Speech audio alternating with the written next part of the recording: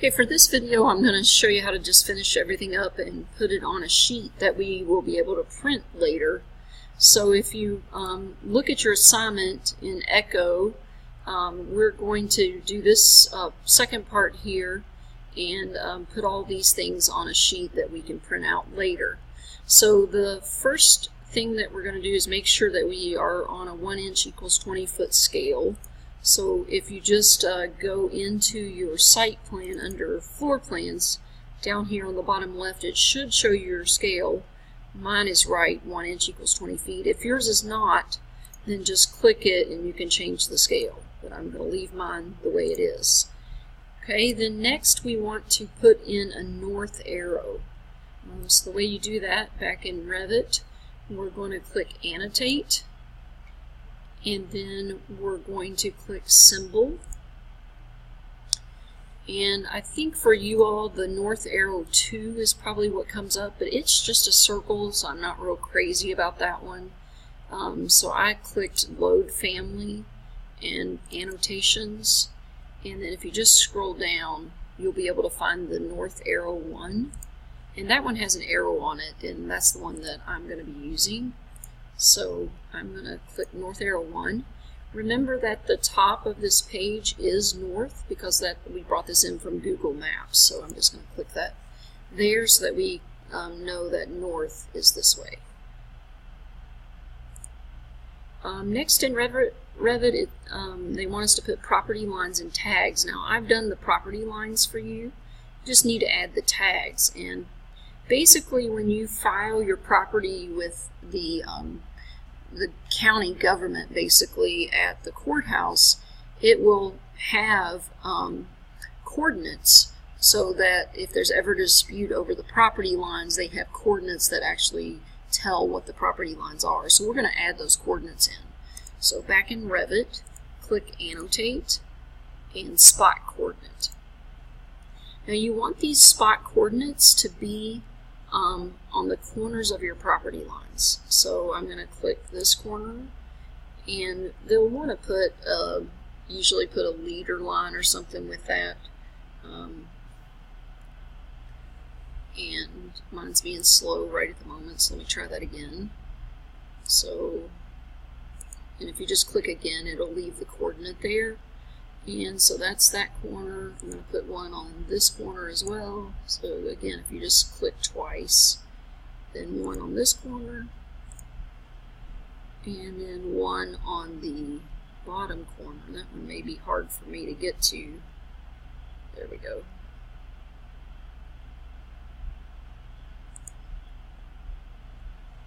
And I think I want that one maybe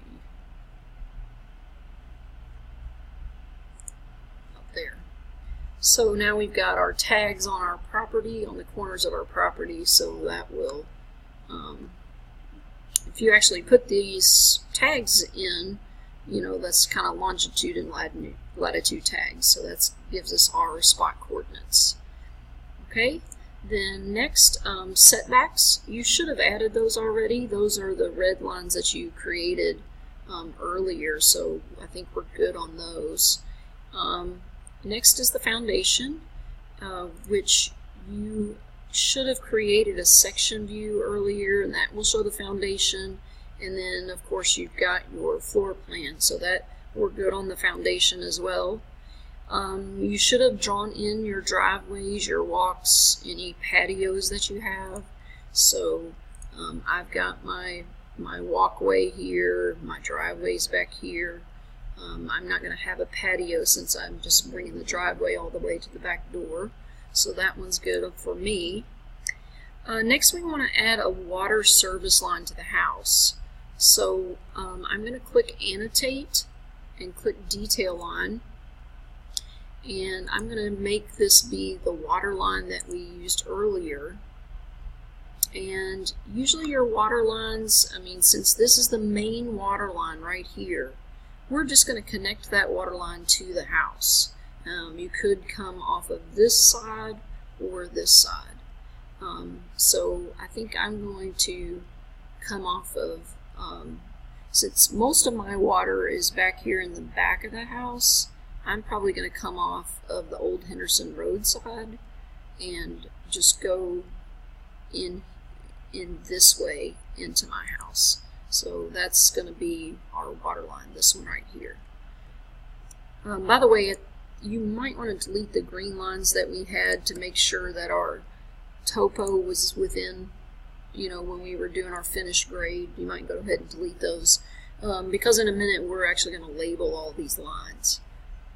The next thing we want to do is add the sanitary sewer line to the house. So again, you need to connect the main sewer line to the house, and usually those run right beside your water lines.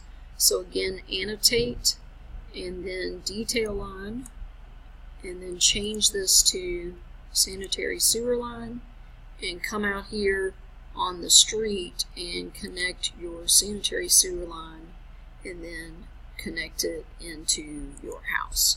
So that will be how your sewer is going out to the main sewer on the street. Then next we also need an overhead electric line to the house. So we'll connect that as well. And that one, the only option we have is this street. The sanitary sewer we could have run from Benton Avenue.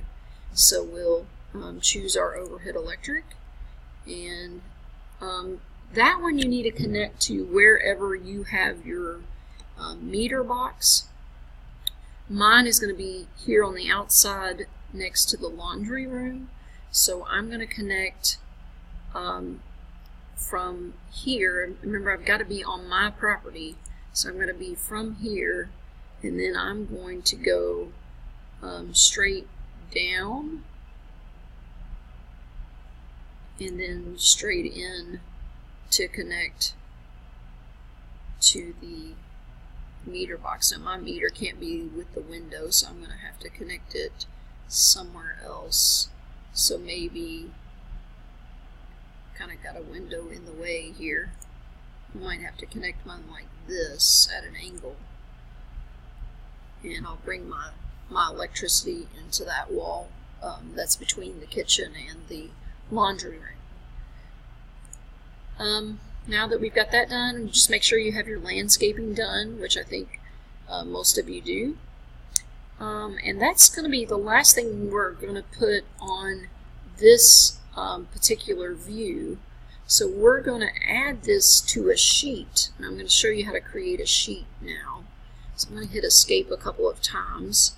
If you scroll down in your project browser, there is a category called Sheets.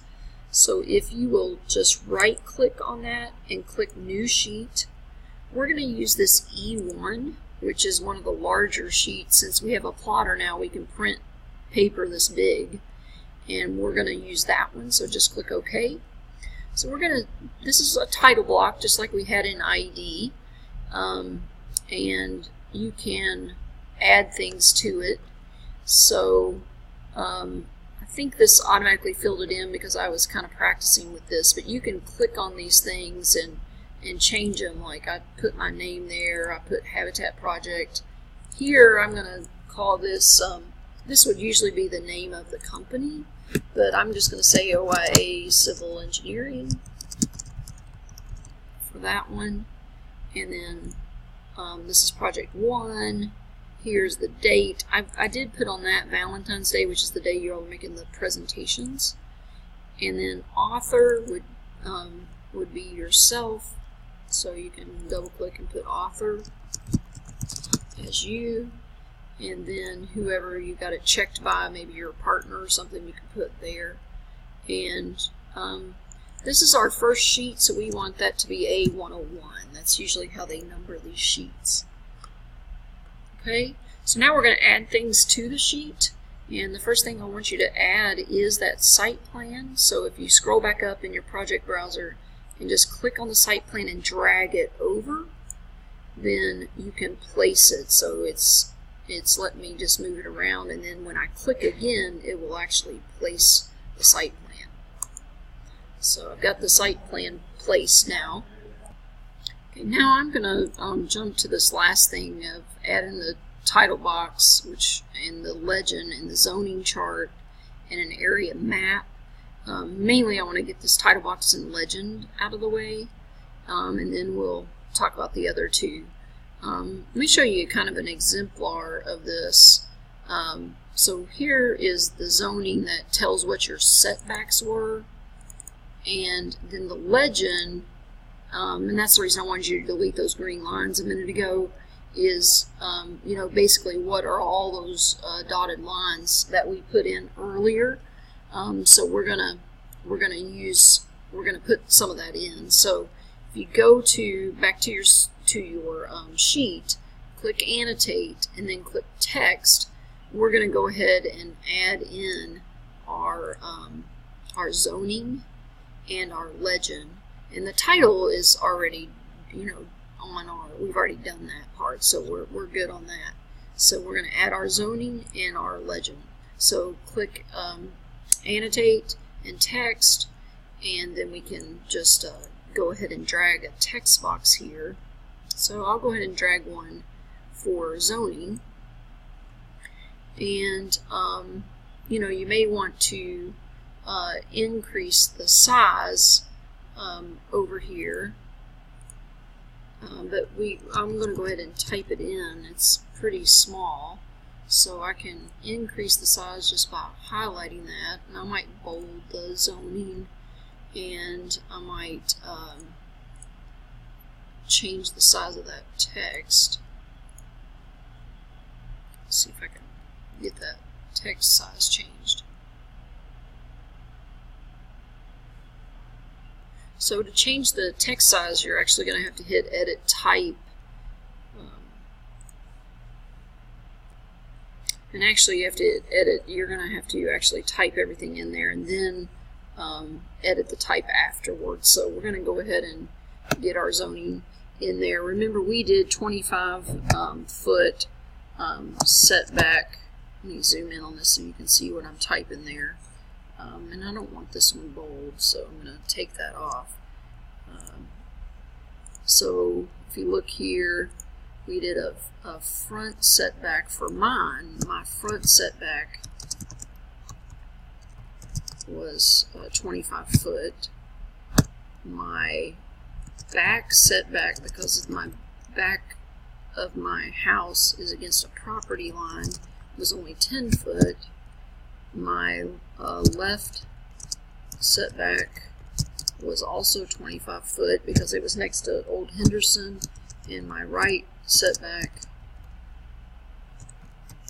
was only 10 foot. Now that's me looking at it from the back of the house. I maybe should change those.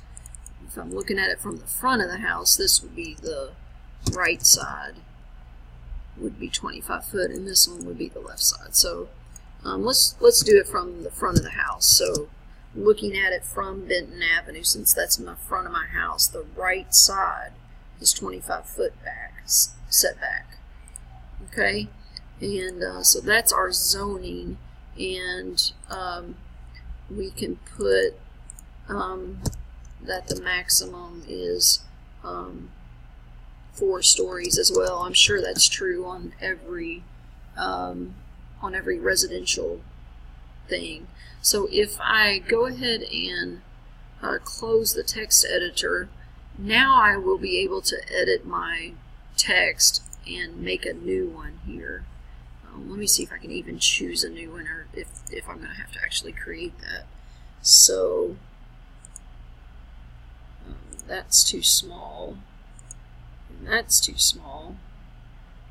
So we'll just edit this one and create another one. So if I edit that and hit duplicate, I might make this a 1-inch aerial. And then down here, I'm going to change this to 1 inch. And it's a lot bigger now. And that may be too big. I mean, so I might edit the type and make those 3/4. You just have to play with it. So don't forget to duplicate whenever you do that, so that you don't overwrite the one you just created. So you might need that one later. So that's 3/4 aerial. So I'm going to come down here and change that to 3/4 of an inch. And click OK. And that's probably a little better there. Okay, now I'm going to create my legend. So I might try to copy this. So I used Control C and then Control V. Might make my legend over here. Probably can. I probably will be able to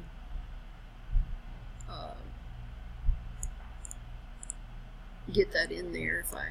So I'm going to double click that and call this the legend.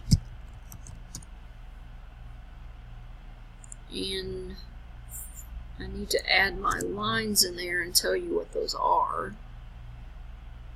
So if I zoom in on this, I had an overhead electric line, I had red setback lines, water lines, sewer lines,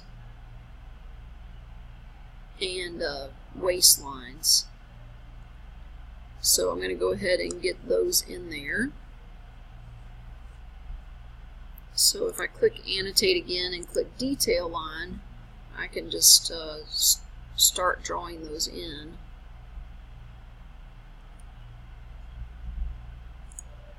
I might go ahead and put what they are. So let's do sanitary sewer, and then my stormwater, and then just my water lines, and my overhead electric, and then finally my setback line. So those are all the lines that I created, and then probably we need to put property lines on there, even though they're just a black line there. Okay, so I'm going to keep my changes. Kind of looking at that, that might need to go down here below zoning, so I can move that down here. And it might be that we need to create a 1/2 inch one, so I'm going to do that.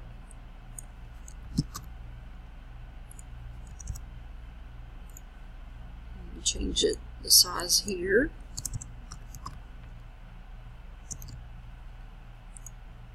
Okay, so now that we have our legend, we can start adding the lines in. So click annotate and detail line, and then just add each one of those in. So I'm going to do sanitary sewer and just put the line beside of it, and then stormwater, and that's, you know, try to keep it lined up with your words. And then looks like I'm going to have to move that one up. So if I click it and just use my arrow key on my keyboard, I can move it up. And then water line is next. So annotate detail line and then add a water line in.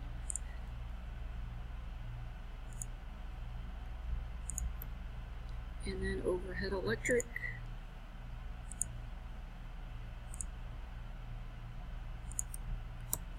And setback line. And you can tell that when I'm clicking here, I'm making sure I'm at the end of each line so that they're all the same. And then finally, property. I'm not sure that we defined that one, but if you just click line, it's just a regular black line. So I think on that one, mine's green. So I may have to do something else on that one. Let me try thin line and see if that works. Yeah, that one looks to be right. So those are all of our lines. I'm kind of thinking I might want my zoning to be the aerial 3/4 or 1/2 inch, and then I think I'm going to change my legend to be bigger to make it the aerial 3/4. And I'll move it, and then I'll move my lines around. I'll show you what that looks like when we come back. Okay, there's my zoning and my legend added in. So now let's go back to our assignment. We need to also get an area map. So all you need to do for that is just go to Google Maps and type the address in. and then you can just grab a screenshot of that. So mine was 2200 Old Henderson, and there is the map of it, and close this out. I'm going to pan that thing. So I'm going to just use the snipping tool here and just grab a screenshot of that particular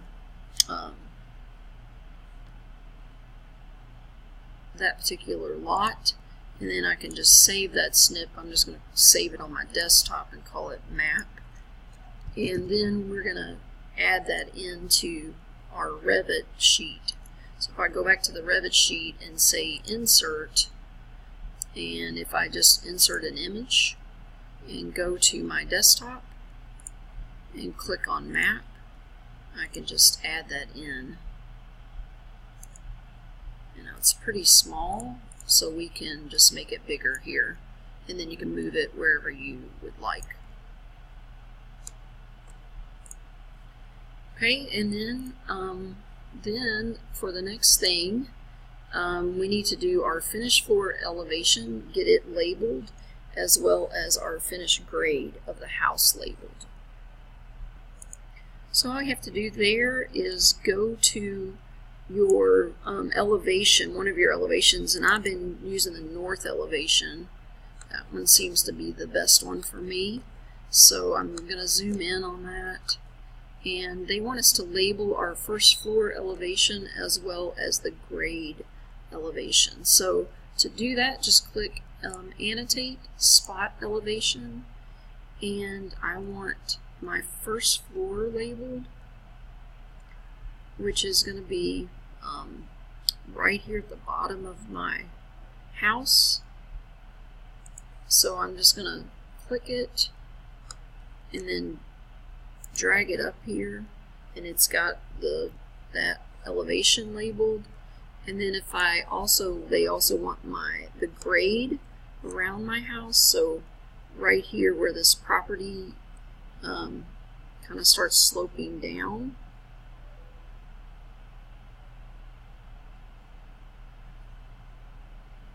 we should also get that elevation. I don't think one of mine is not right here, so I'm going to delete that one. My first floor is actually up here, so I'm going to get that one back on there. That one is there. So 563. Hopefully yours is maybe showing up here. The other thing, while you're in this view, go ahead and look at your crop box. So I want to see my crop box here.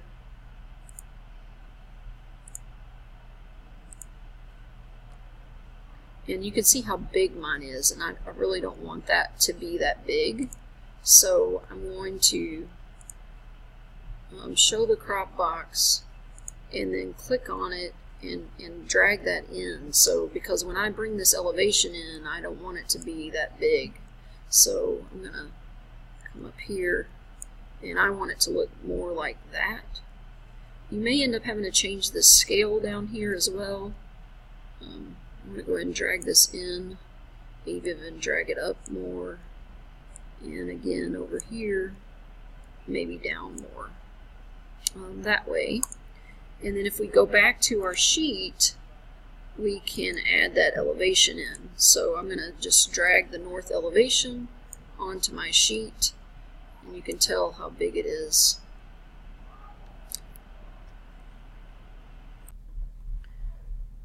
So when I try to insert this north elevation, it's just really, really big. So what you're going to have to do is go to the north elevation and reset your scale. I'm going to try 1 inch equals 10 feet and see what happens. So I'll go back to my sheet and try to insert that north elevation again. And it's still too big. So I'm just going to keep playing with it till I get it right. Okay, I did end up being able to make that scale 1/8 equals a foot when I was in my elevation. You have to just make sure that you down here, make sure that you do crop the view down here. And I had to play with the crop box and drag it in to be able to make that fit on the sheet. And then the other thing I did on my sheet was just add a title to my map, so we know that this is the street map. In fact, I might put street in front of that so that we know what we're looking at there. So this is the street map, and I can drag and make that a little longer so that it fits on there. The only other thing I think we need to add to this is just our 3-dimensional view with the nice landscaping and everything on it. You've already created that when you rendered that earlier, so I'm going to drag that on here, and we may have to scale that down too. So I'm going to add that in right now, and then I'll play with the scaling and I'll show you what it looks like. Okay, this is my finished title block. I think we've got everything on there, so you can at this point you can just export or just take a snapshot of this and then submit this on Echo. That's what you'll submit on Echo.